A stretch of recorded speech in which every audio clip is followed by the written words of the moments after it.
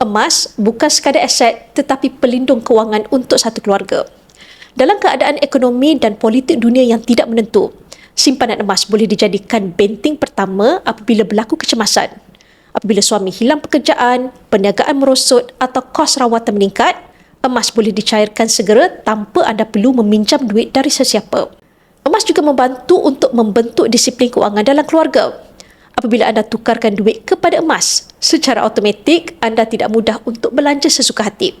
Jadi lebih banyak anda simpan, lebih banyak anda dapat kurangkan pembaziran. Ibu bapa yang menyimpan emas juga sebenarnya sedang mengajar anak mereka nilai harta sebenar. Bukan mengajar untuk kumpul barang mahal, tetapi mengajar sesuatu yang kekal dan tidak rosak dimakan zaman. Dan apabila simpanan emas bertambah, anda mula rasa yakin. Kewangan jadi lebih stabil, tiada tekanan hutang dan anda boleh fokus bina masa depan bukan sekadar untuk bertahan dari bulan ke bulan. Bagi yang berminat untuk memulakan simpanan emas bersama Public Gold, anda boleh rujuk pin video saya untuk 5 langkah daftar akaun Public Gold dan saya akan bimbing anda dalam langkah-langkah simpanan emas yang terbaik untuk anda.